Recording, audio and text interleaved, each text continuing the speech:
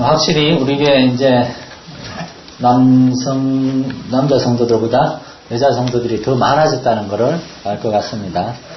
옛날에는 우리 남자 성도들이 더 많았는데, 귀한 찬양 감사드립니다. 다음 주에는 청년회입니다. 지난주에 우리는 인간에 관한 교리를 공부하기 시작했습니다. 교리. 아무리 교리가 중요해도 교리란 말 자체는 어감이 딱딱합니다. 그래서 이제 최대한 빨리 몇 주 안에 마치려고 하니까 여러분 조금만 참으시기 바랍니다. 인간에 관한 교리를 통하여 우리는 첫 번째로 사람은 하나님이 창조하신 가장 고귀한 존재라는 사실을 우리는 알게 되었습니다. 하나님께서 세상 천지만물을 다 창조하셨지만 사람은 특별하게 창조하셨습니다. 특별한 정성을 기울여 마지막에 창조하셨고, 또한 하나님의 형상과 모양을 따라서 창조하셨고, 무엇보다도 하나님과 인격적인 대화와 교제가 가능한 존재. 사자가 배고플 때 이팔라를 잡아먹는다고 죄를 지었다고는 하진 않습니다. 그러나 사람이 배고프다고 다른 사람 걸 도둑질하면 죄를 지은 겁니다. 왜냐? 사람은 하나님의 형상을 닮은 인격적이고 도덕적인 존재이기 때문입니다.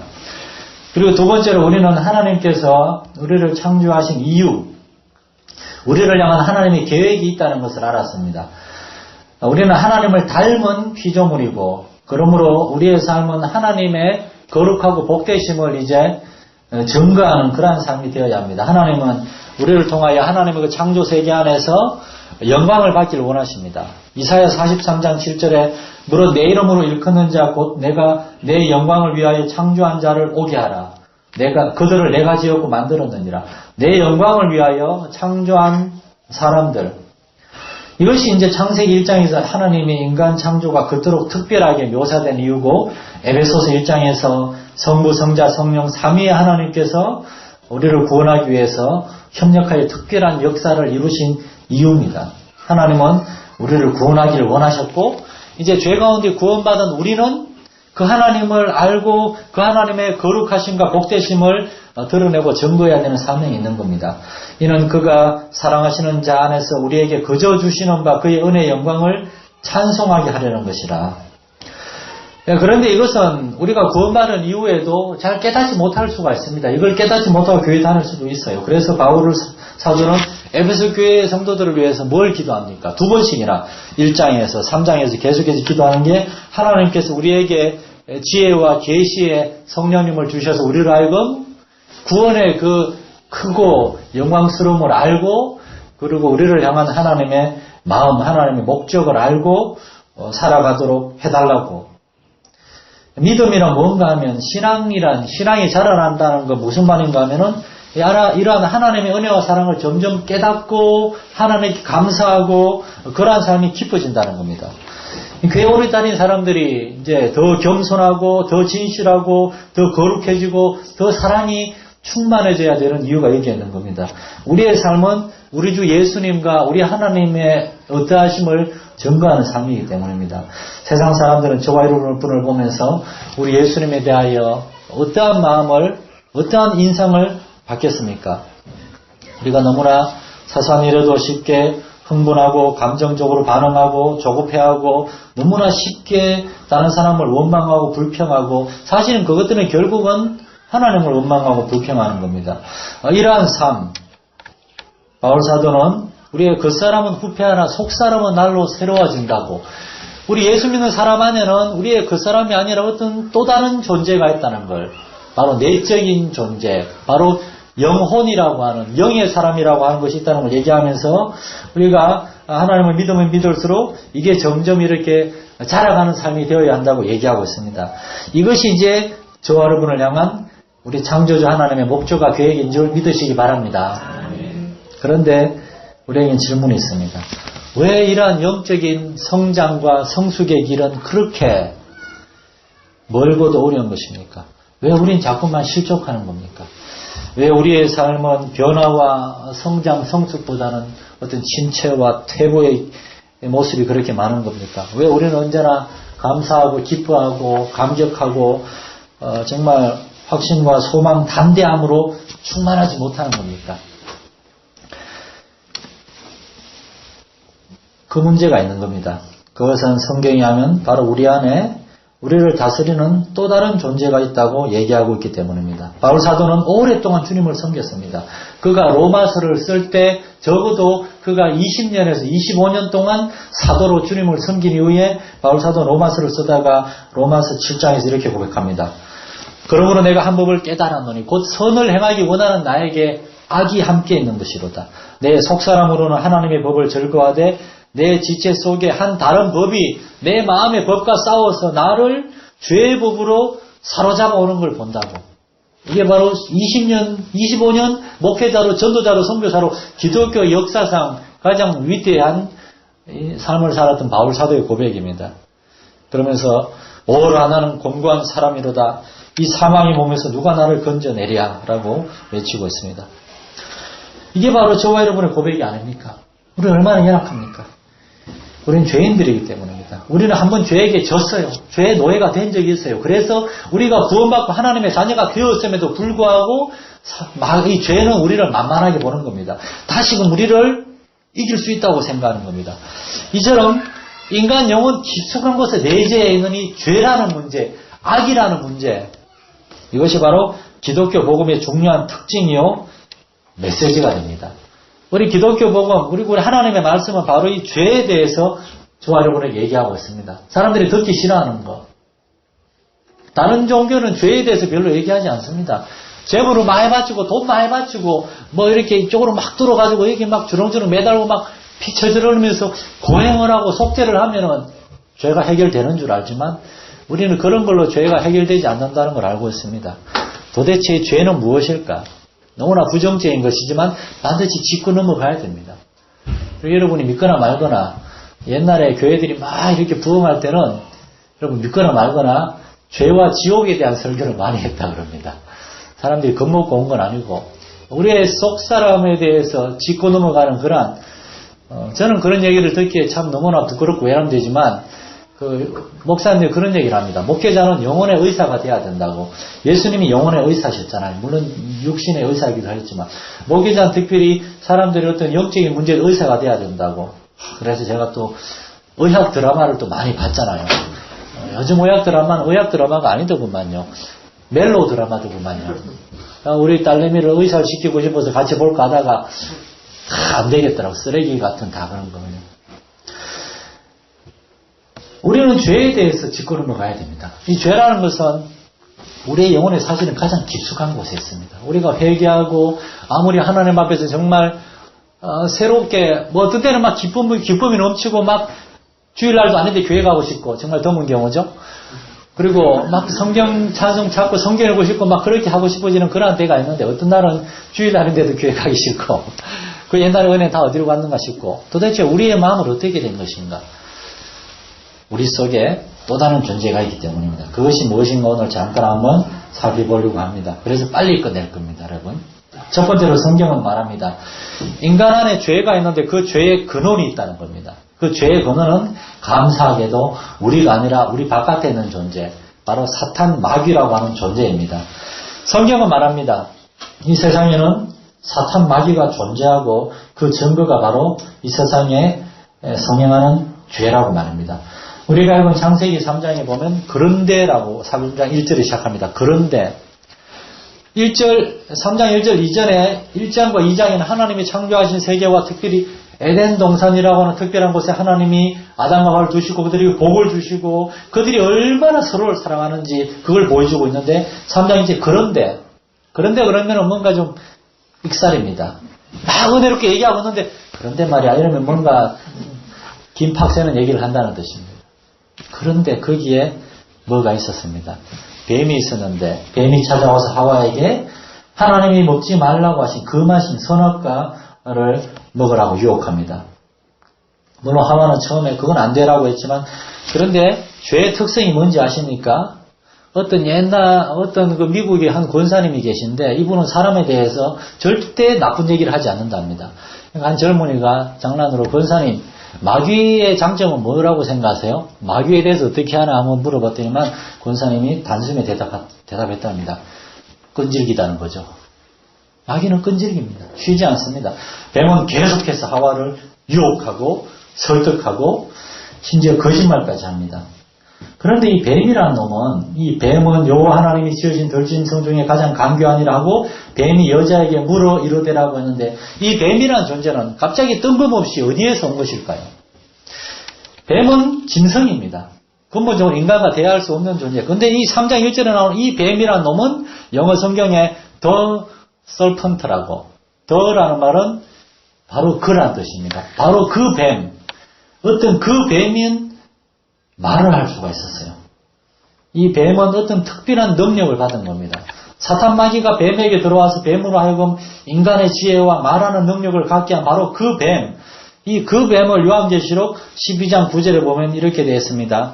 하나님께서 세상을 심판하실 때 큰 용이 내쫓기니 곧 옛 뱀, 곧 마귀라고도 하고 사탄이라고도 하며 온 천하를 꿰는 자라. 근데 여기서 바로 그 옛 뱀이라고 할 때 그 옛 뱀을 영어 성경에는 that serpent of old라고 합니다. 무슨 말인가 하면 바로 옛날 그 뱀, 바로 창세기 3장 1절에 나오는 바로 이 뱀이 요한계시록에 하면은 마귀라고도 하고 사탄이라고도 하며 온 천하를 꿰는 자라는 거예요. 마귀는 한자어입니다. 사탄은 영어로 Satan, S-A-T-A, Satan, 마귀의 이름입니다. 마귀란 존재가 있다고 성경은 분명히 얘기하고 있는 겁니다. 세상 사람들이 이런 걸 믿지 않고 마귀를 뭐 이렇게 삼지창 같이 포크 같은 거 들고 다니면서 할로윈에 이렇게 막 장난치는 그런 우스개 마귀 정도로 생각하는데 여러분, 정말 착각입니다. 마귀의 존재는 우리의 상상을 초월하는 엄청난 존재입니다.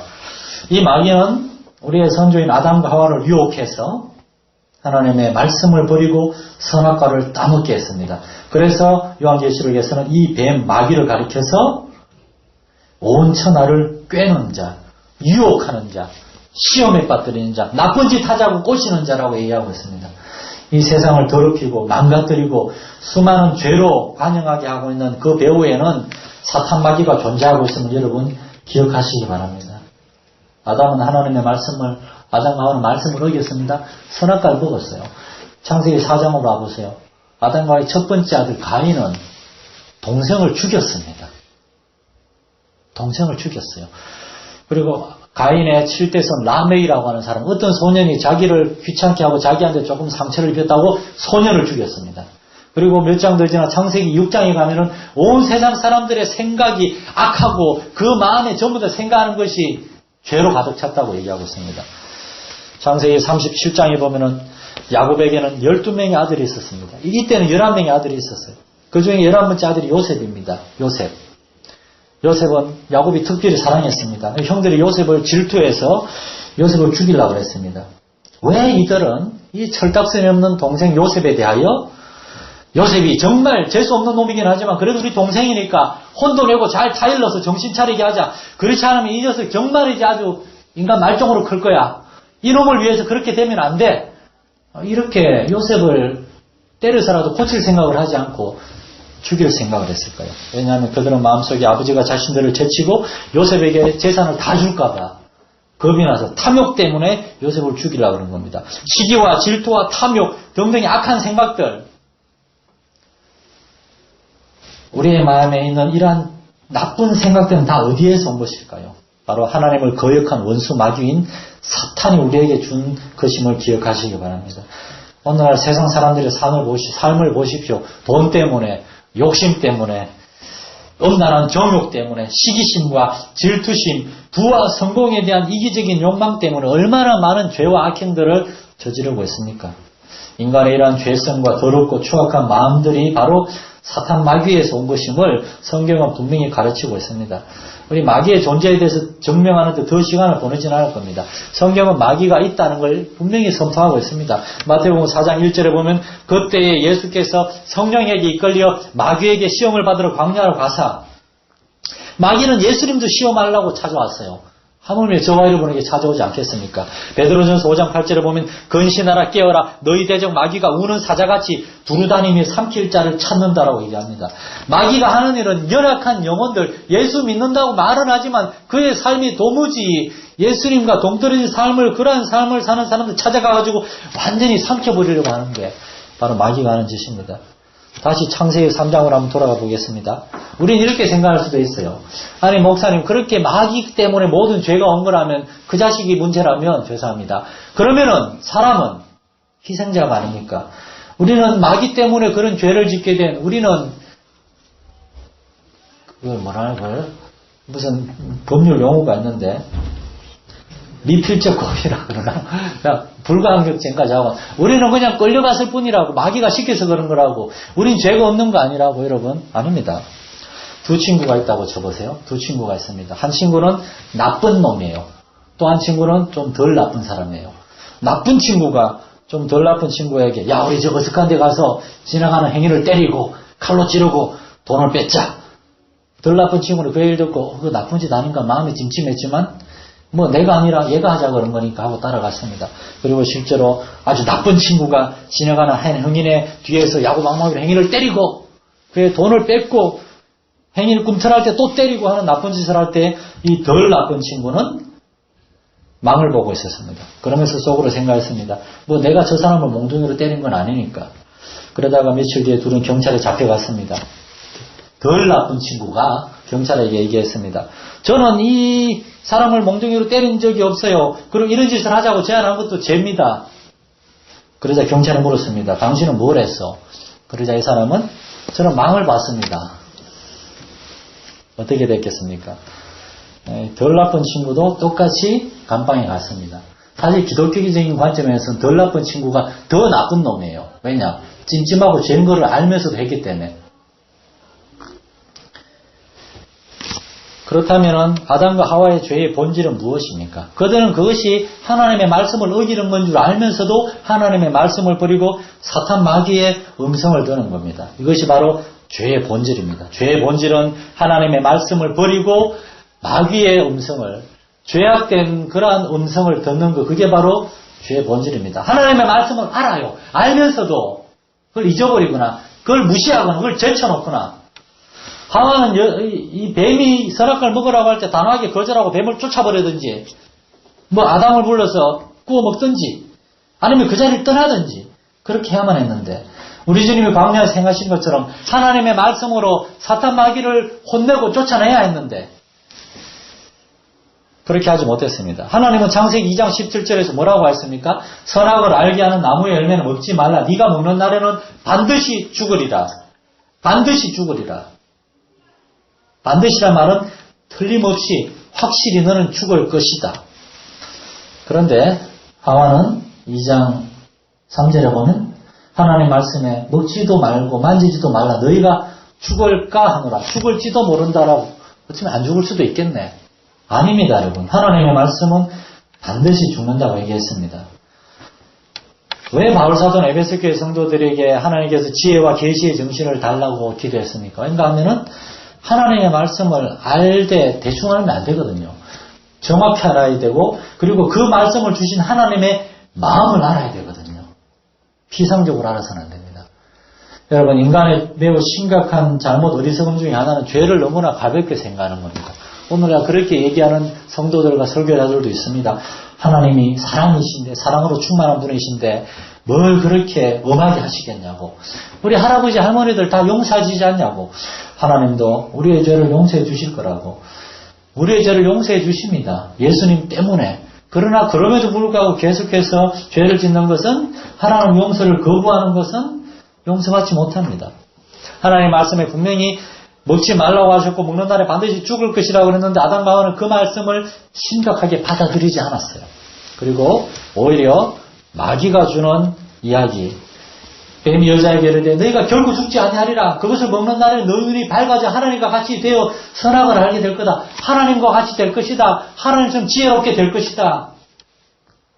그때 그 여자가 그 나무를 본 적 정말로 먹음직하고 보암직하고 지혜롭게 할 만큼 탐스럽기도 한 나무인지라. 이 하와는 하나님의 말씀을 경청하고 묵상해야 되는데 반대로 마귀의 말씀을 경청하고 묵상을 했습니다. 여러분 하나님의 말씀을 진지하게 경청하고 겸손하게 받아들일 수 있는 여러분 되시기를 축원합니다. 하나님의 말씀 들을 때 여러분 우리의 모든 열정을 쏟아 부어야 합니다. 저는 설교를 저희 어머니가 제 설교하는 걸 듣더니만 왜 그렇게 힘알이 없게 하냐고 좀 힘있게 하라고 그러면서 저기 막 몇몇 목사님들 소개해 주는데 정말 이제 1시간 내내 그냥 막 고함을 지르시더라고요. 저는 그렇게 못합니다. 저는 목소리도 작고 성격도 저는 내성적이라서 그렇게 못합니다. 그런데 제가 아무리 조용히 이렇게 진지하게 말씀을 준비하려고 해도 때때로 설교하다 보면 저도 막 흥분할 때가 있어요. 저도 그 말씀 자체가 저에게 주는 감동이 있고 막 그래가지고 흥분할 때가 있어요. 그리고 저 스스로도 대충 설교하고 싶진 않아가지고 제가 여러분 솔솔 말하는 거지만 사실은 굉장히 열심히 말하고 있는 겁니다. 여러분. 소리를 지르지 않는다고 그렇게 오해하지 마시기 바랍니다. 전 여러분들 설교를 들을 때만큼은 최선을 다해 들어주시기를 원합니다. 여러분. 저에 대한 얘기가 아니라 예의가 아니라 그건 하나님의 말씀에 대한 예의입니다. 여러분 우리의 지성을 하나님을 닮아서 하나님이 우리에게 부어주신 놀라운 지성을 그 어떤 동물들은 짐승들은 도무지 흉내도 낼 수 없고 상상도 할 수 없는 태어난 지 6개월이면 아빠만 할 수 있고 더 빠른 애들은 3개월이면 한다고 그러잖아요. 그리고 1년이면 말을 할 수 있는 이 놀라운 지성을 여러분 너무 세상적인 성공하는데 그런데도 열심히 내야 되지만은 하나님의 말씀을 듣고 하나님을 알고 하나님을 섬기는데 쏟아부을 수 있기를 원합니다. 창세기 3장 11절 우리가 읽지는 않았지만 거기에 이런 말씀이 있습니다. 하나님께서 이르시되 누가 너의 벗었음을 내게 알렸느냐 내가 너에게 먹지 말라 명한 그 나무 열매를 네가 먹었느냐. 여기에서 저는 하나님께서 누가라고 말씀하신 거에 주목하고 싶어요. 하나님 두 가지 질문을 하셨어요. 누가 너한테 네가 벌거벗었다고 얘기해 줬느냐. 누가? 에덴 동산에서 아담과 하와에게 말하고 대화할 수 있는 존재는 하나님밖에 없었는데 도대체 나 말고 누가 너에게 얘기했으며 너희는 나 말고 도대체 누구의 음성을 들은 것이냐. 저는 이 말씀을 묵상하면서 정말 이렇게 울었어요. 거기에서 하나님의 슬픔을 볼 수가 있었기 때문입니다. 하나님은 사람이 아니기 때문에 우리처럼 막 눈물을 흘리고 막 이렇게 애처롭게 이러진 않습니다. 그러나 이 말씀에서 하나님이 너무나 정성 들여 사랑으로 창조하신 이 아담과 하와가 하나님의 말씀을 버리고 뱀의 말을 들었다는 사실, 그것은 하나님의 마음을 얼마나 아프게 했을까. 도대체 나 외에 누가 너에게 그것을 말했느냐. 인간은 결국 스스로 우리가 얼마나 불완전한 존재요, 연약한 존재인지를 스스로 증거한 겁니다. 여러분 하나님만이 완전하십니다.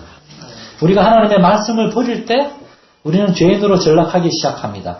죄악의 나락으로 떨어지기 시작합니다.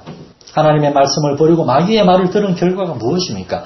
부부 사이에 부끄러워하게 됐고, 그리고 서로의 잘못을 막 하와 때문이라고 그러고 하와는 뱀 때문이라고 그러고, 아담과 하와한테 책임을 전가할 때 뭐라 그랬는지 보시기 바랍니다. 12절에 아담이 이르되 하나님이 주셔서 나와 함께 있게 하신 여자, 그가 그 나무 열매를 내게 주어서 내가 먹었습니다. 다시 말해서 하나님 때문입니다. 하나님이 그 여자를 저한테 아내로 줬지 않습니까? 이것이 바로 죄의 결과입니다. 두 번째로 하나님은 내가 먹지 말라고 명령한 그 나무 열매를 네가 먹었느냐. 내가 명령했는데 그 명령을 버렸느냐. 하나님의 말씀을 버리고 마귀의 말씀을 선택했을 때 인간의 삶은 망가지기 시작했습니다. 우리 안에 죄성이 자리 잡기 시작했고, 죄성이 어떻게 유전되는지는 모르지만 가인을 보세요. 아버지 어머니는 하나님의 말씀 먹이고 그거 가지고 평생에 걸쳐 가인은 930세를 살았습니다. 900년 가인이 아담이죠. 아담이 930세를 살았는데 아담이 몇 살 때 선악과를 먹었는지 모르겠지만 930세 살 동안 아담은 하나님께 회개하면서 에덴동산에서 쫓겨난 게 바로 이 죄 때문에 회개하면서 살았는데, 아담의 아들은 동생을 죽였어요. 아담이 보는 앞에서. 이것이 바로 저와 여러분이 오늘날 죄인이 된 이유이고 우리 예수님께서 이 땅에 오셔야만 했던 이유입니다. 그러므로 우리는 환경을 탓할 수 없습니다. 뱀한테 책임을 전가할 수 없습니다. 우리 스스로 하나님을 버리고 하나님의 말씀을 거역하고 죄의 길을 선택한 겁니다. 그래서 우리는 죄인인 겁니다. 그러나 놀라운 사실은 우리를 그냥 버리지 않으시고 하나님께서 아담과 하와를 구원하기로 결정하시고, 아담과 하와의 후손들, 이제 죄성으로 인해서 죄의 노예가 될 운명이 있잖아요. 저와 여러분을 구원하시기 위해 예수 그리스도 독생자를 보내시기로 하나님이 이미 이때 결정을 하셨다는 겁니다. 에베소서 1장 3절에 찬송하리로다 창세전에 창세전에 우리를 구원하시기로 작정하신 하나님을 찬송하자라고 그렇게 얘기하고 있습니다. 바로 이것이 성경이 말하고 있는 죄의 근원과 본질입니다. 그러므로 우리는 겸손해야 되겠습니다. 절대 교만해서는 안 됩니다. 그런 적 선줄로 생각하는 자는 신앙생활 오래 하고 직분도 오래 맡았고 교회 봉사도 많이 했고 이 정도면 됐겠지. 넘어질까 조심하라. 우리는 언제나 하나님 앞에 겸손해야 되겠고 자신을 돌아봐야 되겠습니다. 마귀는 한 번 승리했기 때문에 또 우리를 이기려고 우리를 언제든 찾아올 것입니다. 그러므로 우리가 말씀의 사람이 되어야 되겠고 기도의 사람이 되어야 되겠고 영의 사람이 되어야 되겠습니다. 이런 영적 싸움에서 승리할 수 있는 저와 여러분 되시기를 축원합니다. 살아계신 하나님 아버지, 사탄 마귀는 실제한 존재임을 하나님 말씀을 분명히 얘기하고 있습니다. 그 사악하고 교활한 존재가 언제나 우리의 생각을, 우리의 마음을 다스리려고 하고 사로잡으려고 하는 영적인 싸움을 우리는 매일 매순간 경험하고 있습니다. 하나님을 힘입게 하여 주옵소서. 하나님의 말씀을 기억하게 하여 주옵소서. 우리 주 예수 그리스도의 그 십자가의 승리를 힘입어서 옛날에 한번 졌지만 그러나 이번에는 지지 않는 승리할 수 있는 우리 믿음의 성도들, 은혜의 성도들 되게 하여 주시옵소서. 우리 주 예수 그리스도 이름으로 기도드립니다. 아멘.